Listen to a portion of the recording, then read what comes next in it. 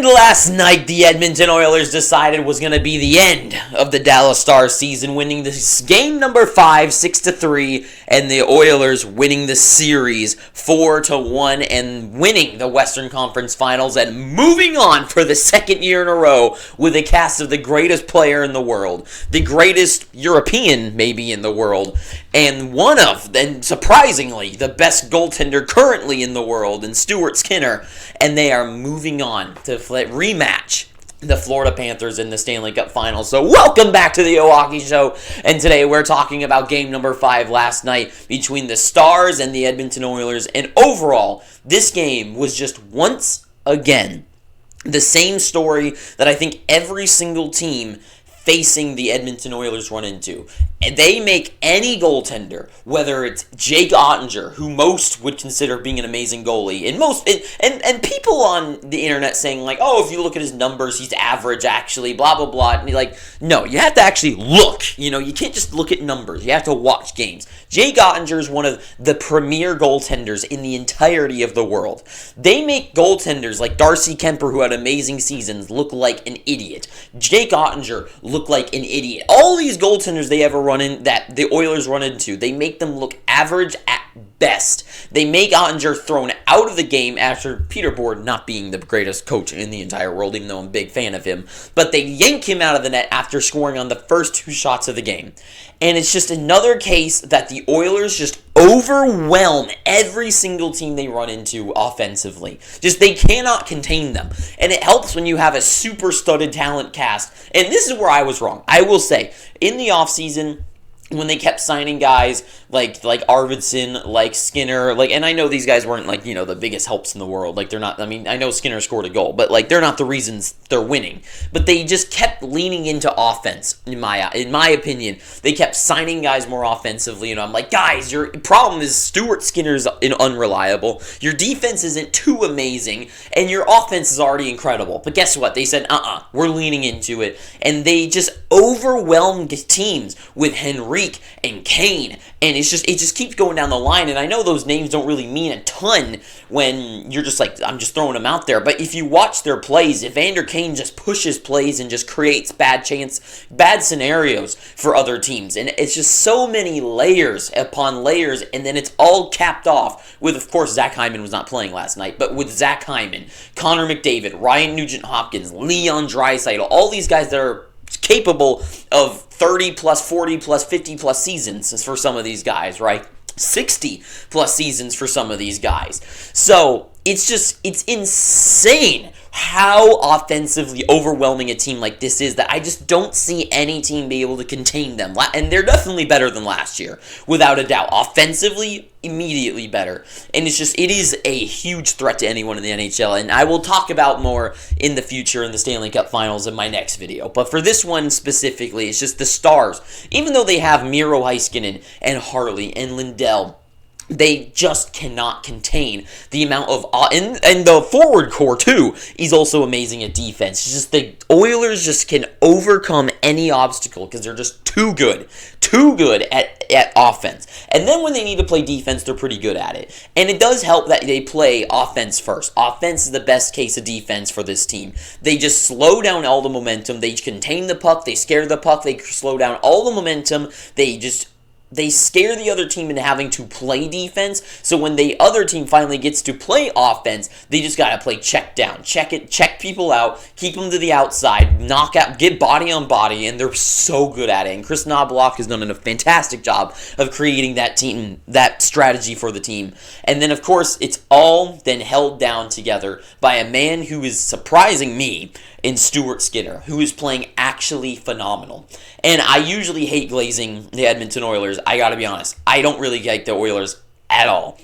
But I can't lie. When the truth is that this team is just unstoppable right now. And the only team I think that could beat them is the Florida Panthers. I think this is going to be a fantastic Stanley Cup Finals, which I'll talk about that more in another video. But for this case tonight, the Stars was the best of the rest in the West. The Oilers was the best of the West. They are the team that truly deserves to be in the finals. And they have learned from their mistakes. They have learned from the past and have put together a great team. Now, I still have scares for them in the future. I still think that Stuart Skinner has, like, let's not get it twisted. Stuart Skinner is still a goaltender who has been sent to the AHL for conditioning, right? This is not a guy I have full faith in to stay good forever. And in fact, I think when he was finally really pressured by the Dallas Stars, he did crumble a little bit. This game specifically, I feel like that bad goal that he gave up to Robertson, I feel like not all the goals the Stars scored in this series were very great for Stuart Skinner, but he played well enough to get them. Like, he was never a reason they were almost losing or anywhere. Like, he was phenomenal. He gave this team a chance to win, and not just that, but he made sure they won. But that doesn't come without its scares. And to me, Skinner has that in him, where when they run into a team like Florida, who can play that checking game like they did against Carolina, and it really did not go well for Carolina, that it scares me when he's truly put to the test again, if he can stay good. And then if Calvin Pickard, if he's the one that's thrown in there, like, I don't know. Goaltending, even though it's that Skinny was the better goalie in this series, I'm not convinced of him totally yet. But Skinner was great. Defense, too, scares me, because you still have Darnell Nurse. You still have Evan Bouchard. You still have guys like Jake Wallman. You still have, like, it's in Klingberg. Like, they're all good players, and they're all doing good at their jobs. But to me, it's just they still have those scares, those moments of, like, maybe this isn't truly the group of guys that can overcome that hurdle of winning the Stanley Cup when it comes. And they're doing their job well. Let me not say like that. Like, they are doing everything perfect, but there's still worries to me. But the Dallas Stars, it's just the Stars and the Canes and every other team that we think is, like, potentially, like the New York Islanders, like how they had always those good years of getting far in the playoffs. All these teams that just look so great that we believe is, like, easily, like, a Stanley Cup candidate and gets beaten, there's just something missing about them. And they just don't have it. And it's just so weird to put your finger on what it is. It's just that need to win, that need of, like, when you need a goal, you have a guy like Connor McDavid or just someone in the team to get that one breakaway, because either it's luck or skill or whatever it is. You need a bit of both. And score that big goal to keep the lead, like Connor McDavid did last night on that amazing breakaway. And you see guys like the Canes, where Sebastian Aho, when they need that one goal to tie the game, one goal to keep them alive, he had an open net chance and he throws it wide of the net. In tonight's game, you had a chance of, like, Mason Marchment whiffs on that one-timer. It's cases, and guys just, you never saw them really breaking into those zones. And it's like, oh, it's the Oilers play great defense, but it's also like you need to do it, right? If there's a guy that's, like, you want to leave a room and there's a guy standing in front of the door, it's like, you got to get through the door. Like, it's up to you to break through that guy. Even though he's not letting you, have to break through it. And it's just teams like the Canes, teams like the Stars, teams like the Islanders of the past, teams like, I don't know, because these are the guys that ended up here. But it's just, they don't have it to break through that wall. And it's the same, like, the Maple Leafs, too, like, especially them. Like, they don't have it to get through there. But the Oilers and the Panthers do. And I'm so excited to see that final, which starts on the 4th of June. So in a few days from now. But overall, this series was just crazy to watch. And it was just kind of sad, because being definitely more of a Stars fan, it was just like, God, you guys just can't get anything done. And it's not because the Stars weren't playing good. It's just the Oilers were playing fantastic. Yeah.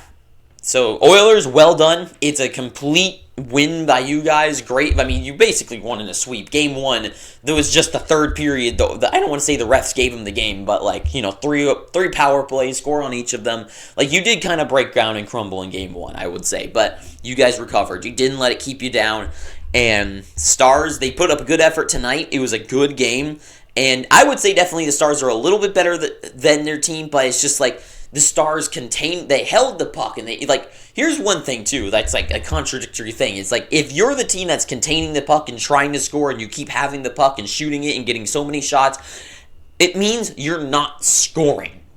when in the other team, the Oilers, they get that one chance and they would just pot it in. McDavid breakaway, pots it in. Kane just sends it to the net, bounces off the skate, gets in the back of the net. It's complete luck, but it's just they don't have those guys just making those breaking plays, and it's that it factor that it's hard to explain. But to me, I know I'm just rambling, saying shit at this point, but it's whatever. The Oilers win, great series for them, and this team truly is the best that we could get in the finals. And Panthers versus Oilers again, it'll be a good rematch. So let's see what happens. But that is all I gotta say. So thank you for watching this, made it this far. Please, I am begging you to subscribe. And until next time, too sweet. Have an amazing day, and ta-ta for now.